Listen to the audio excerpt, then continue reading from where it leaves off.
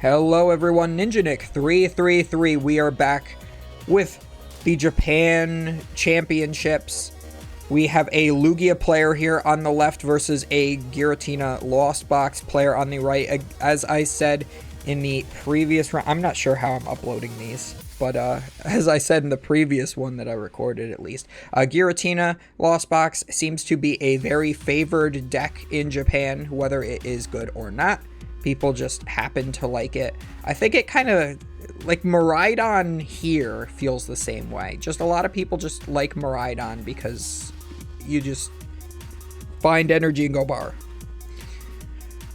But not for big damage. So looks like we just saw a pass after going first for the Lugia deck, which was usually a death sentence for this deck, but it looks like because the Lost Box deck was not able to do much of anything, not able to get a like turn 1 Raikou set up like a normal Lost Box deck might actually be able to do. We did not see this Lugia get knocked out, so we are immediately going to be able to evolve it, Professor Burnett to milled 2 cards from our deck, choosing both Archeops in order to use the V-Star power of Lugia V-Star in order to get those 2 Archeops back into play from the discard pile, cheating them out even though they are stage 2s.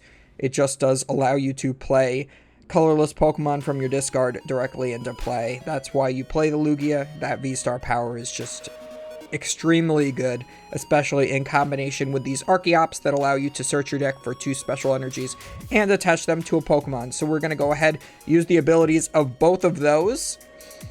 We are going to get a Jet Energy, a Therapy Energy, a Gift Energy, and I want to say that's a V-Guard Energy, which is probably the best combination of energies to have on there. Having the Therapy Energy makes it so you can't get special conditions, or there's certain special conditions that you can't get, I believe. The Gift Energy, if it's knocked out, you draw until you have 7 cards in your hand. The V-Guard Energy, if your opponent hits you with a V Pokemon, you take 30 less damage. We even see the double turbo to the Archeops. That is 1 energy away from being able to attack on its own as well. And we see that the Lost Box player just attaches to the Sableye, hits for 20 with Scratch and passes, and that is pretty awful. So this Lugia deck is going to go in with the Capturing Aroma if Head searches for a Evolution Pokemon, if Tails searches for a basic Pokemon. So we are going to get the Evolution flip off of that. Going to search for, looks like another Archeops makes sense. It would be either that or the Lugia V-Star are usually the only evolutions you play. Sometimes you'll play like Single Strike Urshifu VMAX. But it looks like this is the pure colorless energy version of Lugia. I do think that going forward, this version of Lugia might be a little bit better than the Single Strike version. I think just playing only colorless energies makes the deck a lot more consistent. No, looks like he does have Single Strike energies in here as well. So it feels odd. I'm not sure how you fit those other colorless energies into the deck while still retaining the Single Strike package. But more power to you if you are able to get that sort of a combo off here. But Single Strike Energy Package is still pretty good because you can always set up something to do big damage like the Tyranitar V.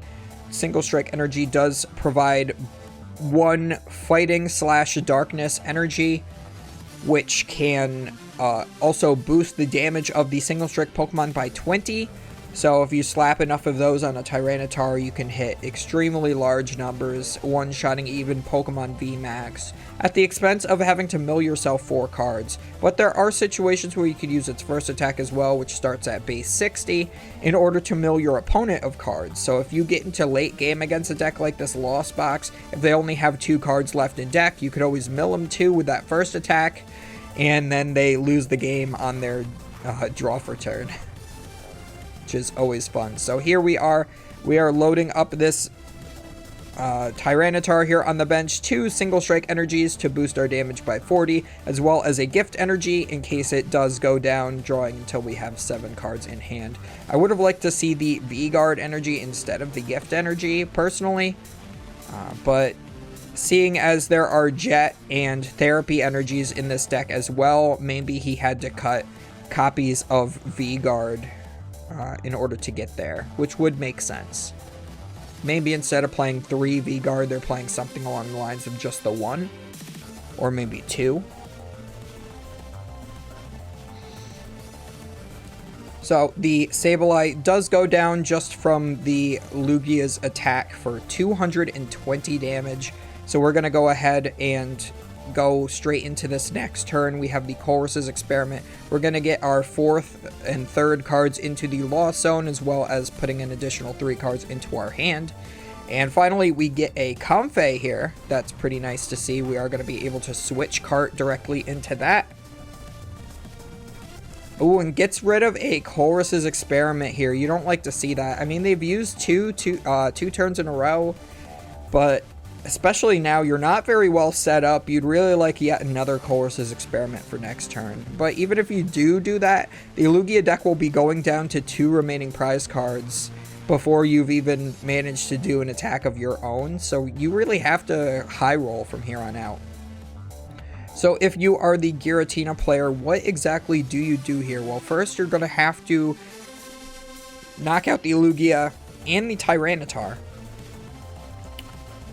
I think the Tyranitar is more of a threat, so I think this turn you need to be able to Mirage Gate, otherwise you probably lose. You're at 5 cards in the Lost Zone now. We just managed to get another Comfey down onto the bench. So if we have another switch option, yes, we have the Jet Energy. So that's going to be attached to force the Comfey it was attached to active. We're going to get rid of the Radiant Greninja, a little bit surprising. And we do have a Path to the Peak. I do not think the Path to the Peak is going to matter because V Pokemon's abilities are not super relevant in Lugia after you get the V-Star power off. And just a pass. Yeah, so this is going to allow them to take their 4th prize card, go down to 2, and now your 1 Giratina is versus the world.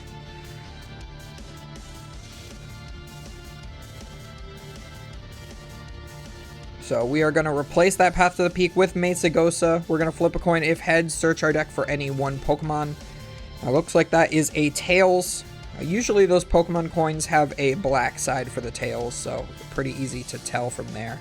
I think the front is red on that coin, it looks like. We get a Tails on the Capturing Aroma, which, again, does not mean it's failed. It just means that instead of an Evolution Pokemon, you're getting a Basic. Basic is probably what you would prefer to get. If you got an Evolution Pokemon, it would just be another Archeops or Lugia V-Star, just to thin it out of your deck so that you don't draw into it. We do get another Tyranitar, so it looks like we're going to bench that down. I mean, you might as well just start charging that up, potentially, as well. Looks like we are going to use our Urn to put back Single Strike energies. I do believe we discarded 2 with that Professor's Research we used a couple of turns earlier. So we are putting those back into the deck as well as using the Archeops in order to charge those out. So we're putting the 4th one onto the first Tyranitar, or 4th energy that it needs, rather. The 3rd Single Strike energy overall onto that 1 Tyranitar, and then just another Single Strike energy onto the other. We even see the Luminion come out, so I guess it was important to be able to replace that Path to the Peak. We're now going to probably see a Boss's Orders, I would imagine. Yes, we are. So this Boss's Orders guarantees the game for the Lugia player. Man, I wish I was able to draw like this with the Lugia, but ever since rotation and the release of Scarlet and Violet, I have not felt that Lugia has been a very good deck. It has been doing pretty well at certain regionals. Rowan Stavanaugh has been running pretty deep at regionals with that deck, but I cannot seem to make it work. It just bricks every single time. We're seeing a Super Rod here from the Giratina player, just putting that Giratina back in along with another 2 in any combination of Pokemon and basic energies. But again, your opponent is at 1 prize card remaining. You have no way to attack this turn, except maybe if you were able to pull out a Sableye or a Cramorant, and that's not going to allow you to take 6 prize cards before your opponent is able to take that last one. So if I were this player, I would just concede, have a little bit extra time to untilt myself from bricking so hard in this game, but I don't really feel like they did brick here on the right, but the player on the left also drew super hot, which is funny to say when they went Lugia past turn 1 without even attaching an energy card. But they just had the nuts, they had the evolution, they had the Burnett. That's all you need sometimes. So if this was a best 2 out of 3, if you're a player that's going to NAIC or something like that, it's very important to know when you have lost the game in order to scoop to save time going into games 2 and 3. If you are able to concede those games where you're losing early, after you know that you're guaranteed to lose, you have more time to win those other games.